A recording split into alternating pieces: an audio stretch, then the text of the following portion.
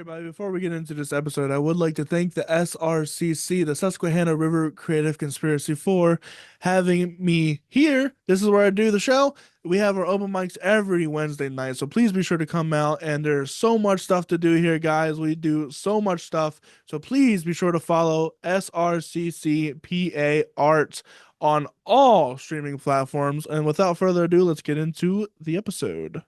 Hello, everybody. My name is Corey Rosen, and you're listening to The Story with Corey. That's right. We kind of rebranded over the past few months to The Story with Corey. I feel like it's nicer ring off the tongue, and it gives someone to search up more than just a story podcast. A little bit, little expansion, shall we say, of the program. Today we have on for the very first time this year. We've had you on 3 times before, or 2 times before.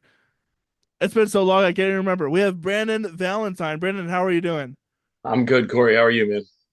Good, dude. I am so excited. You're the first guest back from my hiatus, and there is much to talk about. 1 week away from the big event of your organization, the Fortunate. Central Pennsylvania Music Awards. You are the executive director nowadays, you call yourself, right? That's right. Yes. President Yeah. and now executive director. Yep.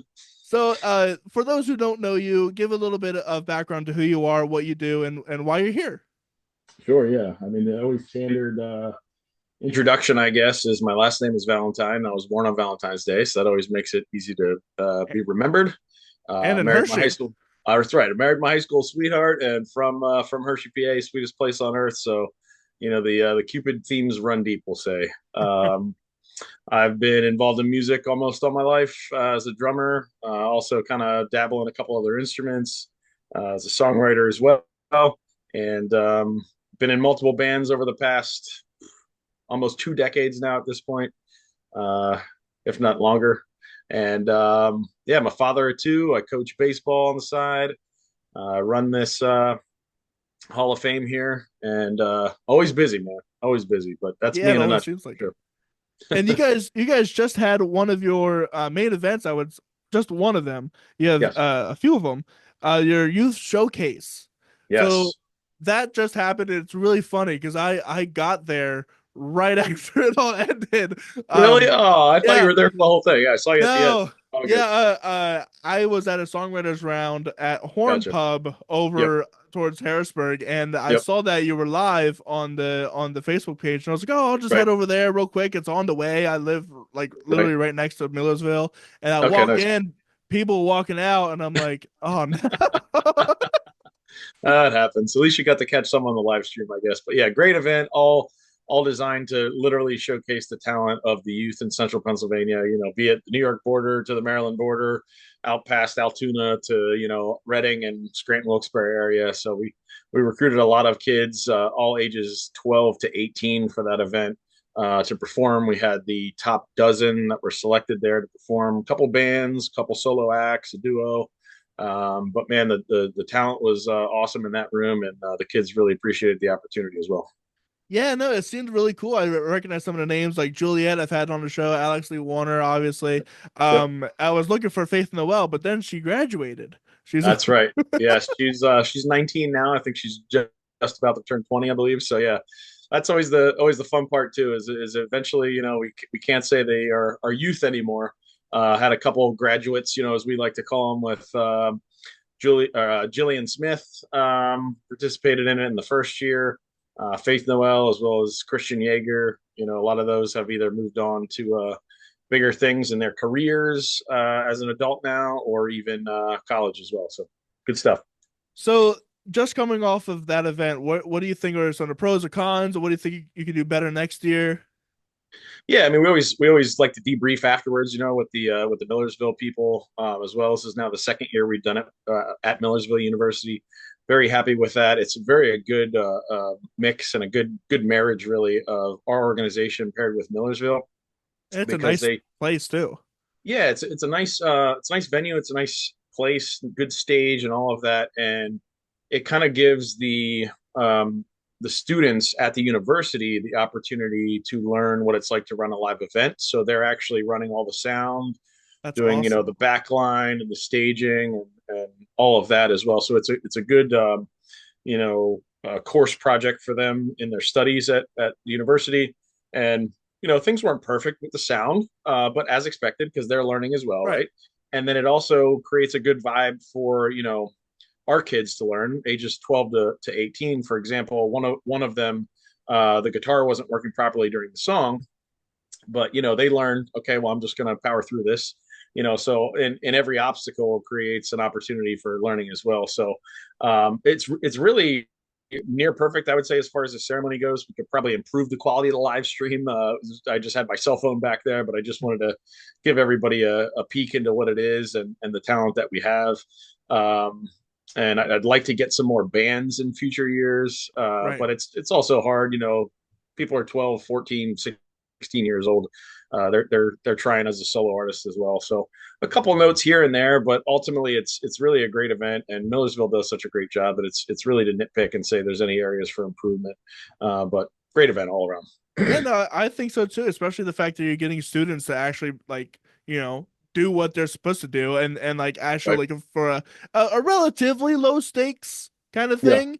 Sure. Uh Yeah.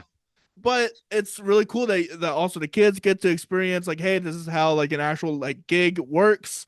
Yep. Um, obviously some of them have actually had real gigs, but some of Right. them haven't.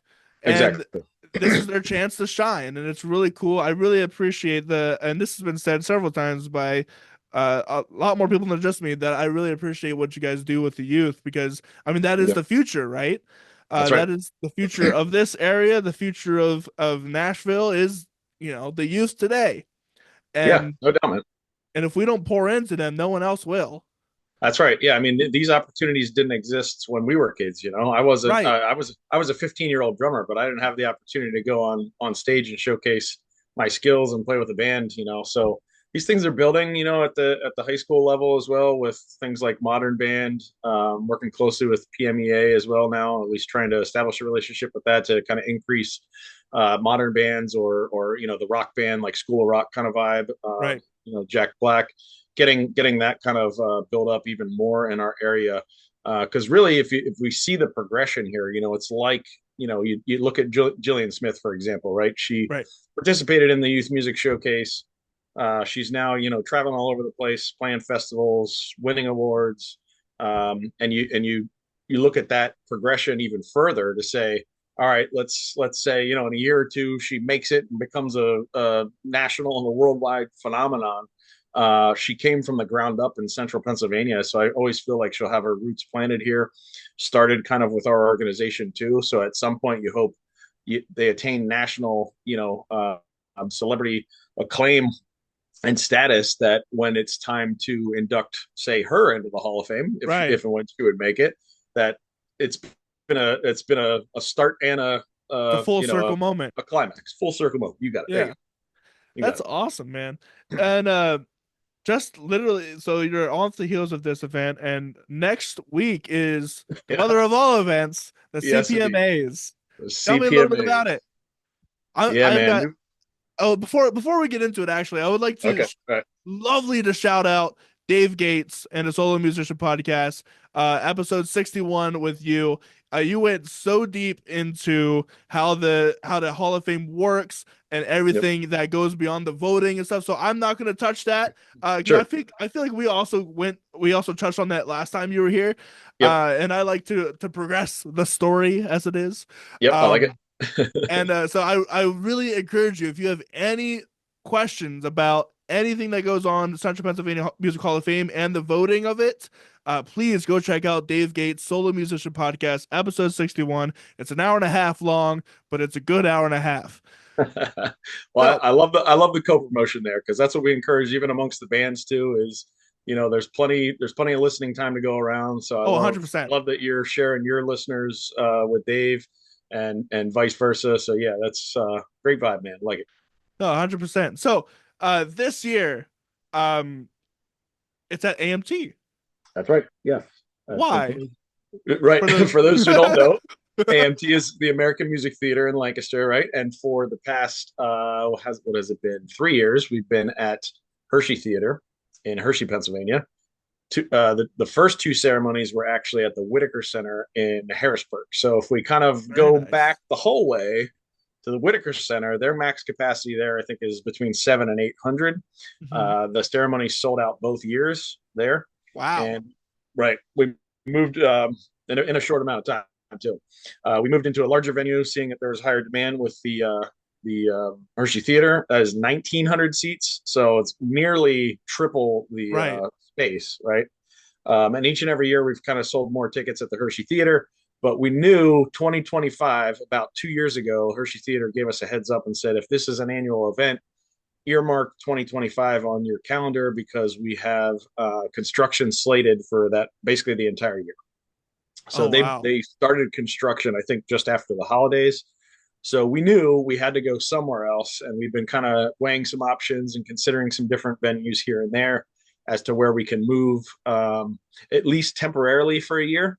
I Sure. think the intent right now, I think, is to have it annually at the Hershey Theater. We like the vibe of that place. To be fully transparent, it's very close to my house, so it's convenient for me personally. Uh, so that's a factor. But but yeah, I think the intent is to have a one-off year here in Lancaster. You never know. I'm not going to throw out the possibility of maybe not having it at, maybe continuing there or somewhere else. But at least now in our minds, I think the intent is to keep it in the Hershey area. But we have a one-off here in Lancaster. Great venue. Very excited. They have a great space. Been there many times here in preparations for the upcoming event next week, and everything's coming together really well, and really looking forward to it. I think it's going to be spectacular there. A couple differences, and really, I think the key too is, our two of our top acts out of the six that we're inducting this year are Lancaster alumni, right? So August Oh, Burns Red nice. kind of grew up in that Manheim, Lancaster Yeah. area, and the whole Chameleon Club scene and all that. Metalcore, from Lancaster is awesome. So that's the first time that genre is being recognized in the Hall of Fame for us. And then the Innocence Mission kind of grew up in the Lancaster Right. area and still live in Lancaster actually. They do. Uh, Yeah. so yeah, it got a little bit of hometown sediment there, I guess, with those acts and it being in Lancaster, so that works out great. That's awesome. So from last year, what changes can artists, attendees expect? Yeah, I mean, other than the obvious, right, which Well, you're is right. Exactly. the venue, right? There's a lot of more of the same, right? We still have, four photo backdrops. They're going to be placed strategically throughout the lobby, and there's wings there inside. We're actually getting ready to post our frequently asked questions too. So I know there's a lot of probably your listeners out there going, how's it going to be? Is it going to be different? Is there going to be a red carpet area? What's this going to look like? How's that going to work? So we're going to be posting that. And for everybody who bought a ticket 3 days prior to the event, American Music Theater is going to send out our frequently asked questions as well in Oh, preparation to make sure nice. that everybody's kind of knows where to park and is there a bag policy and all that kind of stuff. So hopefully we got our bases covered there. But obviously with the venue being first and foremost different, one of the things we identified last year that we really wanted to improve was making the pre-show more elaborate, more nearly equivalent to the ceremony, which is having the nominees read on screen, announcing the winner, giving them an opportunity to provide an acceptance speech. So the pre-show is going to be nearly identical to the main ceremony as far as that goes. We also have an upgrade when it comes to technical term in the production world is the voice of God, which basically means there's someone off stage, either recorded or speaking live, that kind of does the introductions Right. and kind of speaks, from the heavens, so to speak. It's this mysterious voice coming out of nowhere. So we have some of that to implement into this ceremony as well. A couple new sponsors, a couple new videos, exciting stuff there. Um, and we also, instead of one screen, video screen, usually being center stage, this year we have three screens. There you go. So yeah, the center stage is still the big one that'll have the list of nominees and who wins and the videos on it. And then there's two side screens on either side of the stage that is just like you go to a concert and you're sitting in the nosebleed section, you're Right. watching the screen more, right? Which will be close ups on whoever's presenting or performing as well. And I think there's one other big change too, but I can't think of it off the top of my head. If I think of it, I'll bring it up at some point. But Sure. we're always looking for opportunities for improvement, and it's going to be great either way. It's going to be You awesome. know, I just thought of this just now because I remember the first year that I got the the first year that I attend, right? The story podcast got nominated for an award Yep. and Uh-huh. it won. And That's I right. distinctly remember you walked up to me and said, "Hey, did you get your award yet?" And Yeah. 'cause I had no clue. Right. So I was wondering if there was going to be if like in the future there could be like a TV in the like the red carpet room Right. that was also you know what I mean, Yeah. No, showing no. what's Yeah, happening yeah. on I know what you TV. mean. So year one, we had the red carpet experience in there, right? Where it was Yeah. Earl David Reed and Todd Bedard, and they were giving out the awards on the live stream, right? But there was no sound in the room, so people are in Yes. there going, "Did I win the award? I can't hear anything. What the heck's going Right. on?" Right. Yep. So obviously, great feedback there. What we ended up doing last year is we moved the pre-show into the theater itself, so it's Yep. live on stage, so people can go into the theater and hear it through the full audio, as well as have the pre-show on live stream through Facebook. So that made it more, I don't know, visible, I guess. Yeah. We took the stream out of the red carpet room and moved it on the stage. So I think that's kind of the intent moving forward. That's what's going to happen again this year, which is Earl David Reed and Todd Bernard are going to be live on stage. They start giving out awards at 5:30, so the doors open at 5. The awards start at 5:30, and that runs almost all the way up till 6:30, 6:45. We have a band opening the show. They're Lancaster alums or Lancaster natives as well, I guess. And then it starts at 7 p.m. sharp, man. It's fun stuff. There you go. Um. So having it being moved to Lancaster is wonderful for me because I live in Lancaster, Yep. almost 5-10 minutes away from this venue, so it's great for me. Awesome. But I Yep. was wondering, uh, wouldn't it be cool if like every now and then you switch theaters to like highlight a different part of PA? Has that ever crossed your mind? It has. It's been brought up by the board and the advisory committee as well. And while I do think it's a great idea, right? And I draw a lot of inspiration for this Hall of Fame from the Baseball Hall of Fame. I'm a huge baseball fan. Always grew up a fan of baseball with my dad. In fact, we collect autographs from Hall of Famers in baseball. So I think that's maybe where the love of the Hall of Fame kind of has stemmed from in terms of baseball. So fully aware as well with baseball and most major sports, for the All-Star game, they rotate from a stadium to stadium, town to Right. town, and that concept has come up. Like we have such pillars as far as cities goes in central Pennsylvania. Why don't we showcase Lancaster, maybe York, or maybe even Williamsport or Scranton, and kind of Right. make it a a bounce around show to cater to each of the crowds, kind of thing. And I love that idea. The main issue that brings up is the logistics and the planning. Because I'll tell you Right. what, when we got into back years at the Hershey Theater, we know what to expect. There's contract negotiations behind the scenes. There's logistics in terms of the green rooms and how to load in and production wise, and the Hershey Theater has union fees there and parking, and everything becomes a little bit less cumbersome and more repeatable when it's at You the know same what you're place. doing. We know what we're doing, right? Yeah. And we knew we had to move somewhere else, but that's been fully evident this year. Is the planning has been times five, because we're virtually starting from scratch at a new theater where we have to explain what the show is going on. And I'm not putting that on American Music Theater. They've been fantastic. All the Yeah. staff there is wonderful. It's just everything down to the fine detail of, we order catering backstage for the artists. Like who do we collaborate with that with? We try to do a pre-show. We try to do an after party.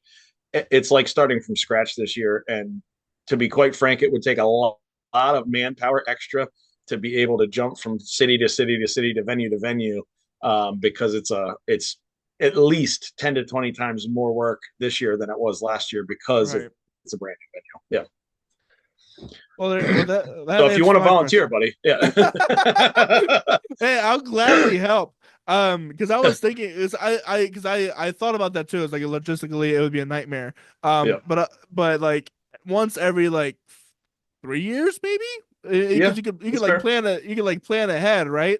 And Yep, be sure. like, hey, this third year we're gonna have it in the Santana Arena in Reading, right? Yeah, it's fair. Yep. I And like the then idea. you could plan ahead that way, and that way it's not all rushed in 1 year, Right. or 2 years, or however long you guys did it for. Yeah. So maybe that, I mean, that's an option. I thought it'd be kind of cool, because then Agreed. that gives at least me a chance, or Yep. some other artists a chance to go and travel to different cities that they've never been to. Because I know people, For sure. come from Carlisle, from Yep. Altoona, from Yep. Wilkes Barre. Yep. We got it. Even to have, I don't know what stadiums are up there, but even to have one up there Sure. once, you know what I Yep. mean? And just to I, have I all agree. of, you know what I mean? I think it'd be I cool. 100% agree. I think Uh, it'd be great. I think I think in a perfect world, if there were, right, 200 people working for the organization, and they were, maybe incentivized to instead of being volunteer, right. I think it's a fantastic idea. But Well, at maybe this you get point, there someday. it's a shoestring nonprofit trying to make do, and maybe we'll see. I think it's a great goal. I think it's a great idea. It all just comes down to time and energy and logistics for sure. Well, speaking of time, energy, and all that stuff, we had a great question from Conrad Fisher. Uh, Good I'm, old I'm sure Conrad. I know I'm that sure you saw it. Yeah. How do you guy. do it all? You're in multiple bands, run the organization. You got two kids and a wife and a full time job. At Yep. you know, how do you do it all? How do you balance it? Yeah, I think that's one of the most popular questions I get from from family members, from friends, from people in general. Is man, I don't know how you do what you do, or how do you how many hours are in your day? Because I only have 24. All those kind of Right. cliche kind of things, and it's just always been part of my personality, right? I mean, you call it, I'm a drummer. I think it's probably always been undiagnosed ADD as far as like I need constant stimulation. I think the drums work very well for that. And my personality type is, I've said it before, I really feel that my mind is most at peace when I'm playing the drums and singing, which means my right hand is doing something, my left hand's doing something, my right foot's doing something, my left foot is doing Right. something. All of those somethings are different. And I'm thinking about the words and singing. And by, I think, multitasking like that, I feel like I'm in like a Zen like moment, right? So I think all in all, what I'm getting at is I think I'm a busy minded person and I think I need to be busy. Uh, I'm not a fan of sitting on the beach for hours on end. I don't consider that relaxing. I like to get stuff done. Right. So pretty much, every hour of my day is like, what can I accomplish? What can I get done? And that focus all gets driven into the nonprofit and supporting the local music community. And it's insanely rewarding with all the positive energy that comes out of it, the recognition and the support and the work with kids that we do. So all in all, I try to make time for everybody as much as I can. And I like being busy, man. That's where it comes from. No, I get it. I'm in the exact same boat. I do all sorts of stuff. I just showed you the book I made with my girlfriend. Like Yeah, man. that's out of Yeah, left field for me. You know what I mean? yeah. You're doing orchestration, songs, writing Orchestration stuff, song. collaborating with people, doing the podcast, doing videos. Like you're a busy guy as well, man. So I'm Yeah. sure you agree. And I'll take this moment to plug myself a little That's bit. right. Plug the book. Plug the So book. yeah, we just wrote this book called Bruno's Big Thank You. We created this franchise, I guess. Bruno the Brontosaurus. It's a kid's book for sure. And this one is out everywhere on Amazon, or you can go to BrunoTheBrontosaurus.com and find it there. My girlfriend just came out with the second book in the series. Awesome. So we're really excited about that, and we're excited to do more. So please, if you want to support a local author and some really good artistry from my girlfriend, I can't, Nice. Excellent. I really can't say enough about it. I'm biased, obviously, but you know what I mean. I think it's really cool, It and looks very professional and very legit. So thank you. I'll have to give you a copy at for sure, the man. award show.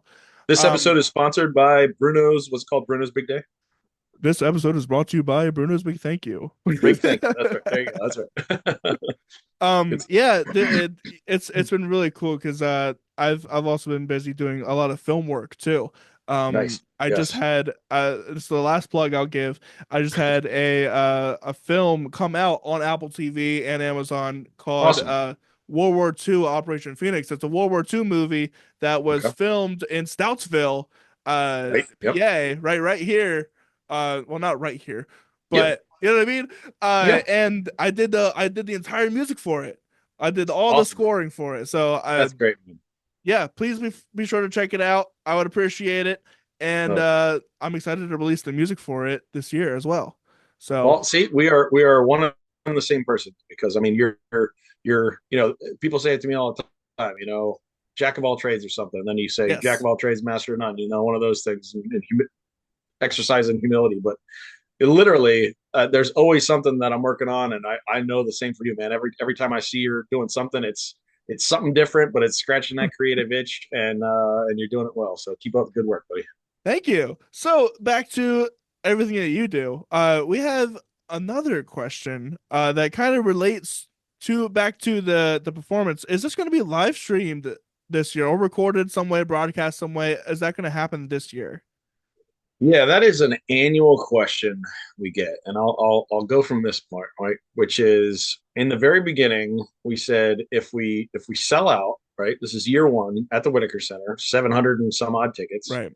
If if we sell out, the demand is higher than 700 and some. We need to have a means for people to tune Right. in, and we did I think it was year one or year two. I can't even remember. It's been so long now it seems, but we did a live. We attempted to do a live stream. I'll say, right.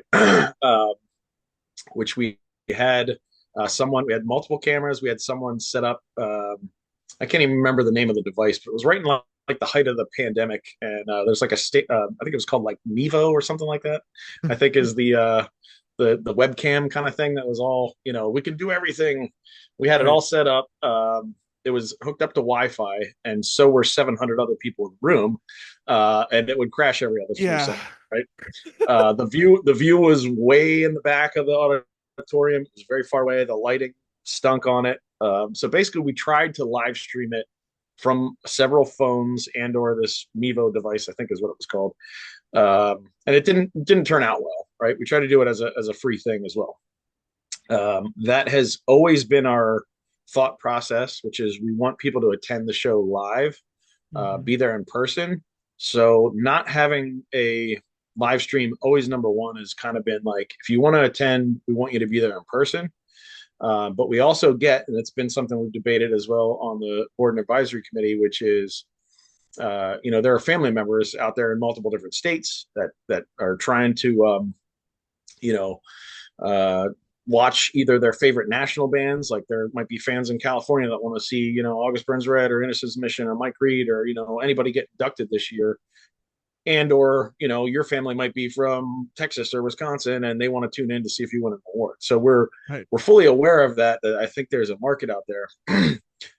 We actually were very, very close to making it happen this year. We just had a board meeting last night, actually, where it got shot down for too much money. Mm. The kind of everything that we do in production is, I mean, the ceremony costs over $25,000 to put on easily, Wow. each and every easily. I mean, it's Yeah. it's not from the theater rental to the The hanging awards of the themselves. screen. Yeah, the awards themselves are $4,000 for everything, Yeah, I right? could So I imagine. mean, yeah, I mean they're not cheap. They're designed to look good because we don't want you to Yeah, have they're like one really of those nice. mini things. Yeah, you got one Yeah, there. I Let's got see it for one the right story. here.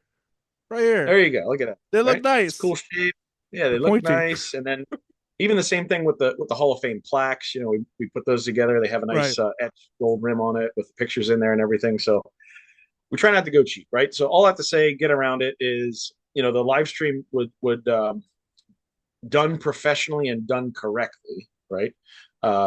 Is an increased use of resources and from a monetary value as well. And what I mean by resources, like we need someone back there to manage it. Like for example, this year Right. we have one person volunteering to doing the live stream backstage of the pre-show. Right, Yeah. they're unable to do it during the regular show because they have to leave mid-show.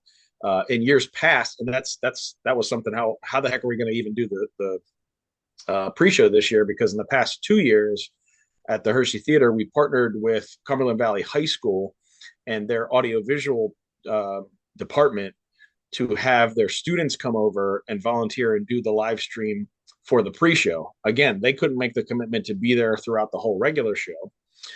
They wanted to do the pre-show. So it's been something that we talk about every year because we want. I think ideally, we could have a live stream of the ceremony, and everybody in the room could then share it on their social media and go, "I'm at the awards. Check out the live stream." Excuse me.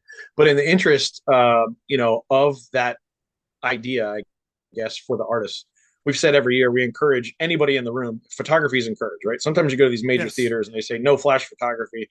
We welcome all the news photographers, all the photography you want. If you want to pull out your cell phone, go for it. So, for example, we would encourage you, Corey, when the live music podcast category comes up, or heck, the whole show, if you want to sit in your seat and live stream it from your phone, go for it. Like, Let's say I've make it work. every year I do reels of the people I run Yes, into at the red carpet, and it's that's right. so much fun. Yep. Yeah, it is. Yeah, for sure. Yeah. And I know people like watching it too. Yeah, So it gives everybody an opportunity to either record from their phone and or do a live stream. Again, I know it's something that we get requested every year. I personally was trying to push to do it this year to make the investment to do it right. But ultimately, with everybody's opinions kind of coming in and coming down to a vote in terms of board members, it was too much of an investment this year. Kind of too last minute as well, kind of too rushed. But I'm not throwing it, not saying it's impossible for future years, because the outside idea, even with that too, is something that we think about. Right? Is we want to make sure that the ceremonies are always well attended and there's always right, interest, and there always is. Right? It's growing. right, yeah. People like to come with their family and friends. And I don't know. I'd throw it back to you. Like maybe what's your thought, right? Which is if we put the ceremony on Facebook Live for free or on YouTube for free, would that say to someone, well, instead of going, I'm just going to watch from home? I don't think so. I think everybody really thinks that this is you know worth the live moment, worth the networking, worth 100%. the sense of community and the family. And it's not just the cost of the ticket. Again, the organization is designed to support the musicians. And I've always said we have a couple ideas, for revenues things. And I say I'm not going to charge musicians. I'm not going to ask musicians for money. This is the one and only time where it's like you got to do something because we have to pay for the ceremony, right? If we could Right, put on the ceremony for free and we had a grant or something, we would do it. But right. that comes into play, which is like basically the ticket sales pay for the ceremony. Um, but when you think of all that and someone can run the live stream from their phone, or how can we um, move forward at the best thing for everybody without increasing the ticket price or charging people more, all that kind of comes into play. But we may do it in the future. We'll see. So on the Dave Gates podcast, which I will shout out again, please go check it out with Brandon Valentine. He gave you a gripe, I'm sorry, and say it again. I I missed what he on, said there. on the Dave Gates podcast, he gave you a Oh, gripe of his okay. from the past, and I've All got right. a gripe with you too. Now, Let's hear it. now, What was Dave Grapes? I don't even remember that. I don't even remember either. It was something about Okay. him All right. not winning an award, Got it. for Right. right, and Yeah. I'm gonna give you the same gripe. No, Okay. uh, Well, you won an award, Corey. I Yeah. did. I already won an award. You're right. Yes. But this is a question I've received in the past because last year the Central Pennsylvania Music Podcast was nominated for Best Hmm. Music Podcast, and a lot Yes. and before I'm gonna also give my credit where credit is due because I enjoy what Keem and Alan do for the podcast, and I think they should be recognized Yep. because they had the whole Darker with Daniel, Hmm. and the year that they were nominated, they kind of quit that in place of the Central Pennsylvania Music Podcast, Yep. and You so got it. I believe that they do reserve or deserve some Yep. acknowledgement of the work that they've Yep. done. However, Mhm. it has been brought up to me by several people that it might be a conflict of interest. Yeah. Yeah. I mean, this isn't the first time I've heard that in Sure. relation to multiple nominees and or multiple winners, Right. right? I mean, there are, heck, my band has won an award like Right. 3 years ago, I think. Okay. So, we throw all of that in there as far as, we have on our board, we have people who are in bands, we have people who book bands, we have the podcast guys, we have recording studios. Like, Chris Ryder's on our advisory committee, and he's won several years now. Right. Um, so all that to be said, that this has come up, this question has come up in several different ways, shape, or forms, which is, so and so is affiliated with the organization. How can that not be a conflict of interest?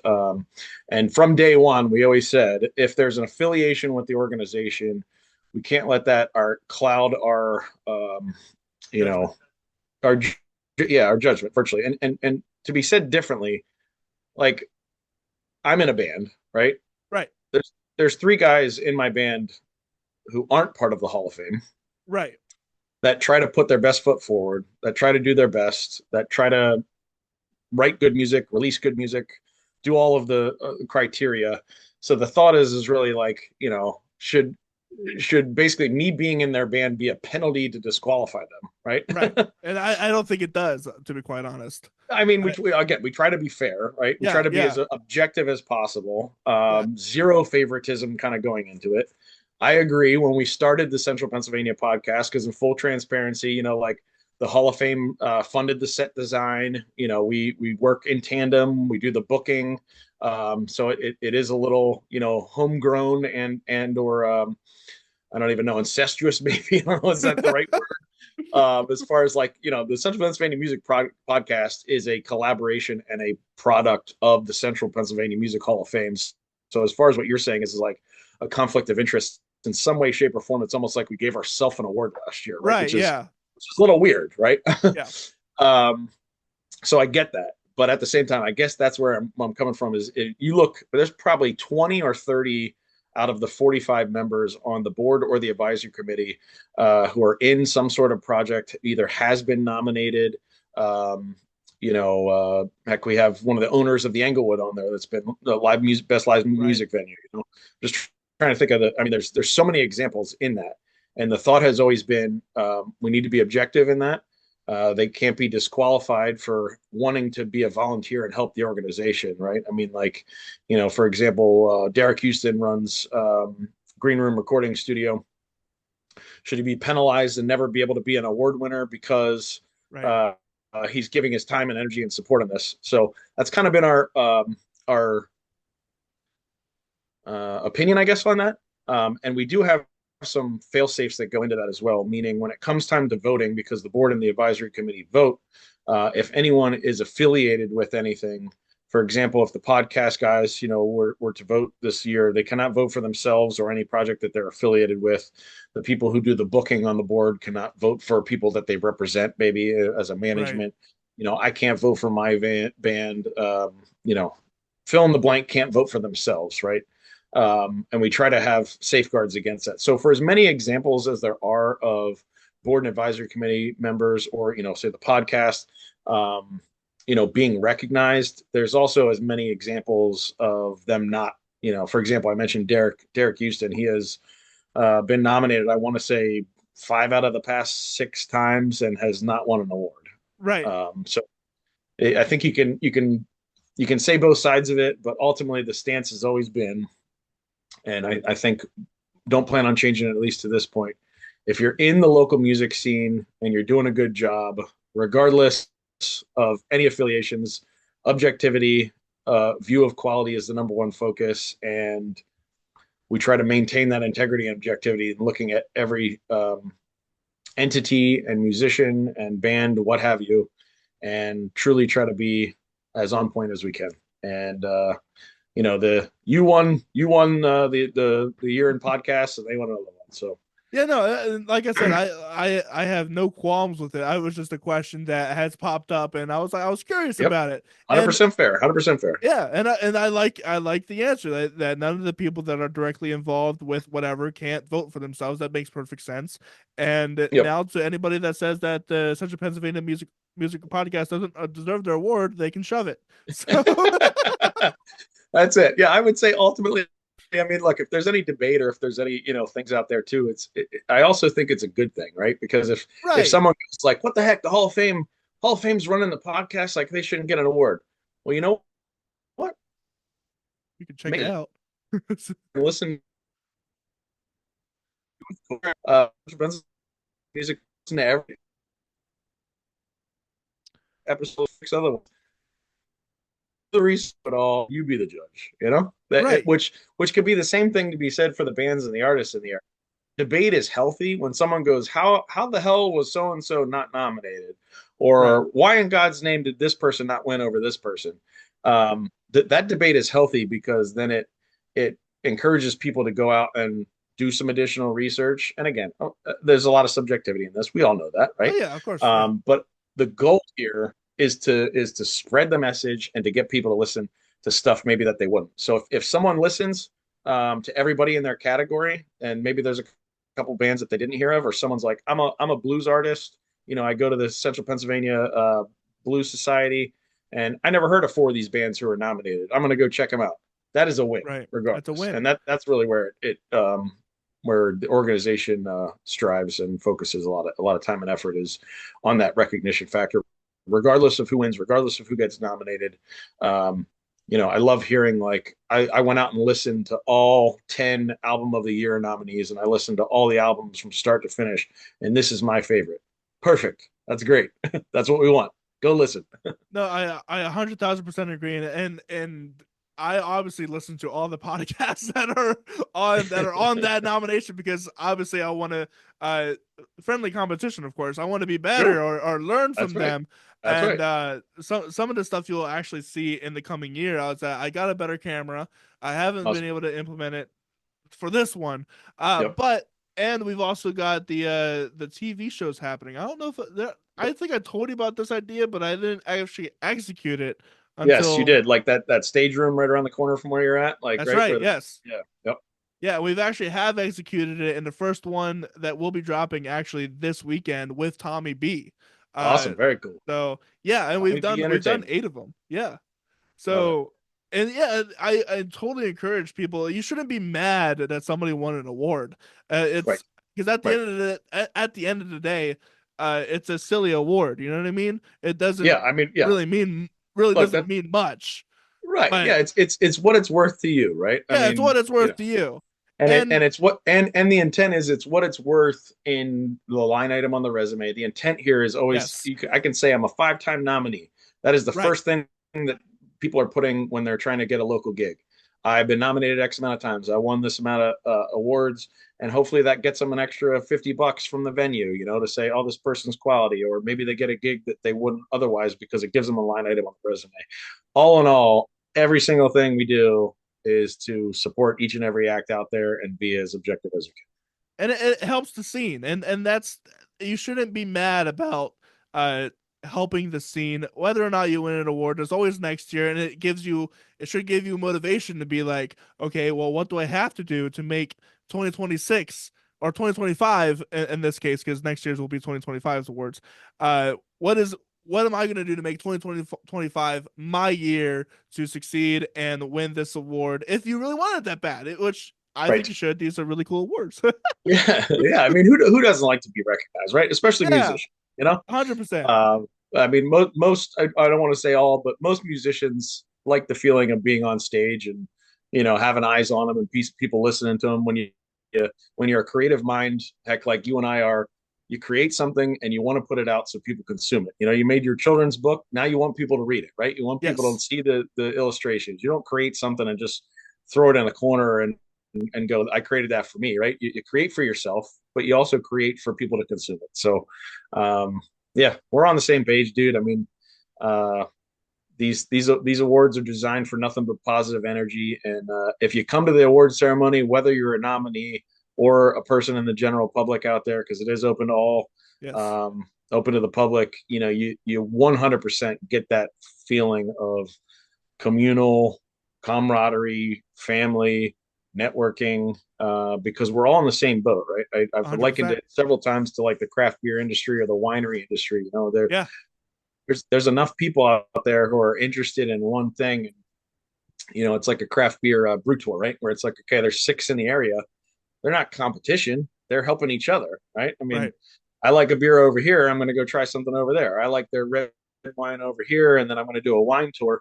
It increases the volume to the area when people know there are 5 solid wineries all packaged together, and you can make a weekend trip out of it. The same Yeah. can be said as, like, I mean, the metal scene in our area is insanely talented. I mean, Yeah. it's insane.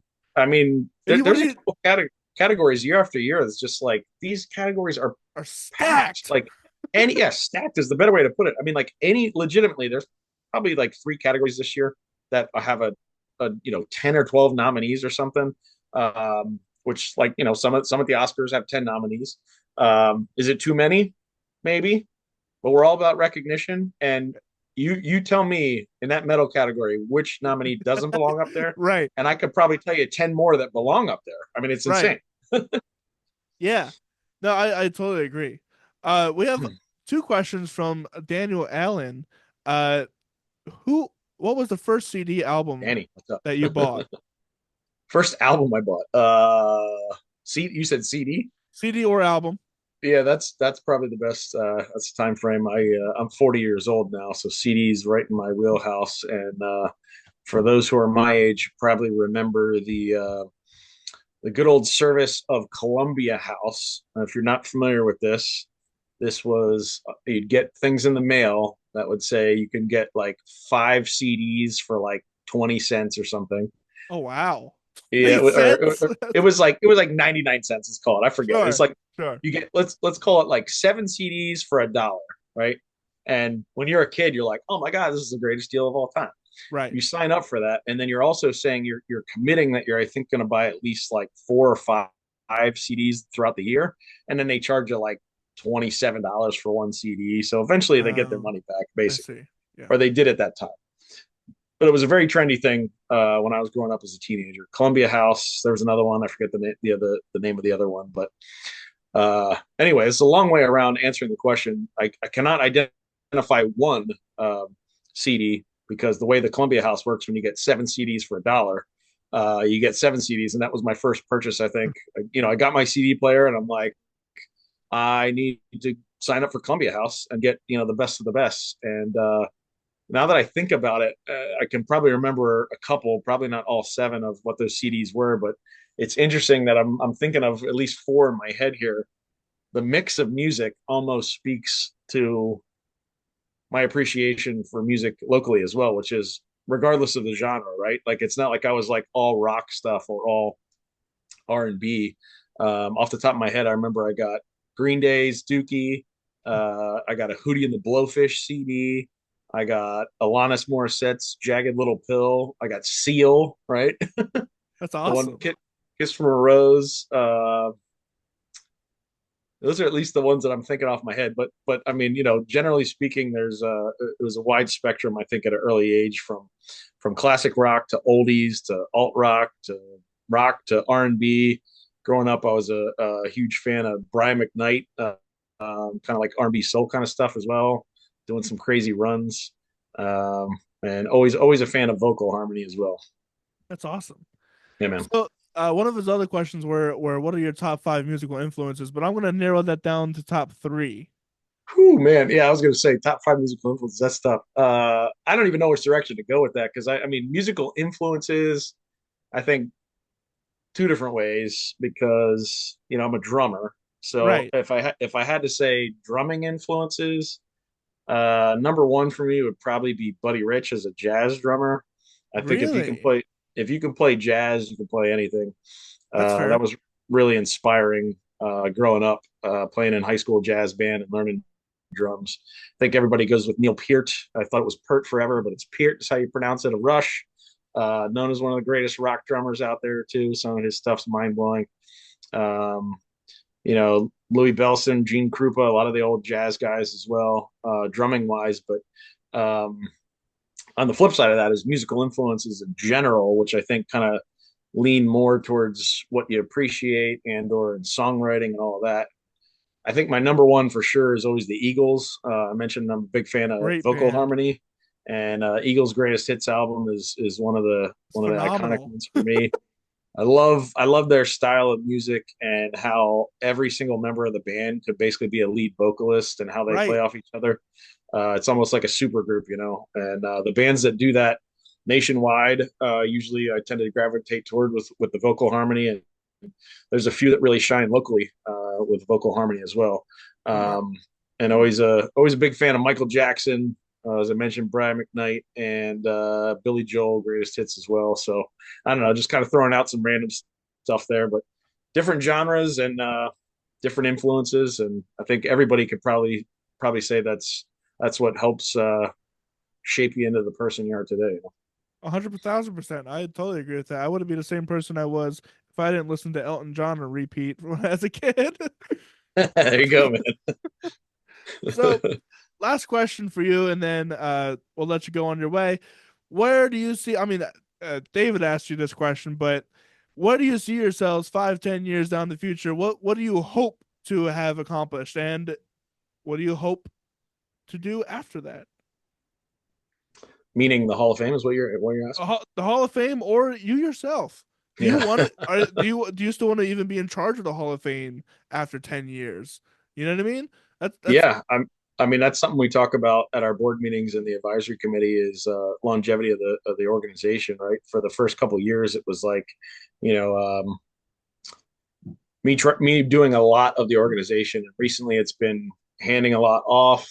Delegating a lot. We've made subcommittees. There are a lot of volunteers that are doing some really great work when it comes to heck our communications department to educational services, working with kids. They got a lot of ideas and a lot of new things to implement. We're putting a lot into place to make sure that if I were to get hit by a bus tomorrow, the right. organization would live on, right? I don't say that to be morbid, but I mean, it's Right. like Yeah. It's if all the files are on my desk, my laptop, like it's we're a screwed. problem. Yeah, like if I keel over tonight, like the award ceremony might not Right. happen. So we started a whole we got a nonprofit Google Workspace. So everything is shared document. We're able to communicate with everybody back and forth. The 40 plus members that we have. So it's a little bit more open source, I guess, and less dependent on myself as the one person, which has been great. But anyway, that's a precursor to answer your question: is where do we see it in 5 to 10 years? Um, it continues to grow each and every year. I can't wait, and when I think about 5 or 10 years, the first thing I think about is who's going to make it locally in that time frame, and who are we going to be able to acknowledge as a Hall of Famer and not a CPMA nominee or Winner. award Yeah. winner? Meaning, who's going to, we talk about graduation and the respect from the youth music showcase that we do, and when they turn, 18 into 19, they're no longer considered youth. They have to move on from that. Um, the youth music showcase and all the youth programs that we do, they're considered an adult by the real world, and they're considered an adult by the CPMAs. And, now they're eligible to play locally and qualify for the CPMAs. And at some point when, who knows, fill in a blank. I don't even like throwing out names there because I feel like I'm playing favorites, but I'll I throw mean, one there are out. 20 or 30. Is that Go for it. What do you want to throw? like Hunter Root? He just got Under roof. There you go. signed, and he's his songs are blowing up Yep. like nobody's business. Like Yep. it's Yeah. I think he's he's on the cusp. yeah. I mean, if not already there. I mean, he's gained a ton of TikTok followers. He's gained a ton of Instagram followers. I think he got flown out and maybe got an offer to get signed, and maybe said, "No, it's not for me." I'm not sure exactly on the specifics on that, but I mean, he's wanted. He's in demand. Yes. He's doing big things. He's touring. He's traveling, and he might. I don't know, but he might want to be independently represented and not signed to a record deal. I don't know, but either way, let's just say he's a nationally known name in the next 5 to 10 years. Um, at a certain point, he would graduate from CPMA consideration because he'd be a national star at that point, right? It's not like we're Awarding Taylor given best. Swift. Yeah, Taylor Swift's not winning best pop artist in our area, right? So yeah, when I think about 5 to 10 years in the future, I think about who from our area is going to make it, who after them is going to make it, because you almost expect it to be like you turn the faucet on and it turns into a waterfall. One person Right. makes it, they're like, oh, who else from this area? They see that this is a hotbed of musically rich talent, and it won't be one, it'll be four or six, like Right. simultaneously in like the same 12 to 18 month span. Um, and those people are able to achieve their dreams and turn it into a full-time well-paying career and get national and worldwide acclaim. And then we're able to invite them back as Hall of Famers and thank them for the contribution that they made during these years to put in the work at the local venues, to go through the shows and open mics and have a venue where 5 people showed up, and then have Right. a venue where it's sold out. So yeah, there's a ton of names that come to mind as radio ready, as ready for national explosion and beyond. And I really hope it happens. I really look forward to when it happens. And I hope we can look back on this podcast in 10 years and Hunter Roots rule in the world. And we were saying, I know him when, no? Right, right. And All right, others. man. Yeah, and others. Yeah, Yep. I totally agree with you. There's so many people that really, really, really could pop off from this area. Just you Yep. gotta wait for the right time, and I guarantee some of these artists will. We've Yep. kind of seen it a little bit with like Nailbite or Yeah. Sure. yeah, they're just, or if not for me, just recently, just Yep. went Yep. off the rails too. Uh, 100%. Yep. but hey, that is all the time we have. Brandon, where can people Great, man. find you at? Yeah, cpmhof.com or at cpmhof on all of the socials. And with all that, my name is Corey Rosen. This is the story with Corey. You can go to well, actually, right now because I haven't paid the website fee because I'm broke. You can go at some point in the future. You'll be able to go to CoreyRosenProductions.com. You can find all the stuff that I do, and be sure to check out the book that I mentioned earlier. And we will see you tomorrow with Hooligan Jack, a Irishman that has a little bit more to admit than I think you would like to. But we're gonna see you a little bit tomorrow, and I hope you guys have a wonderful rest of your day. See you guys around. And Bye. we will see you Wednesday at the awards. That's right. Be there or be square.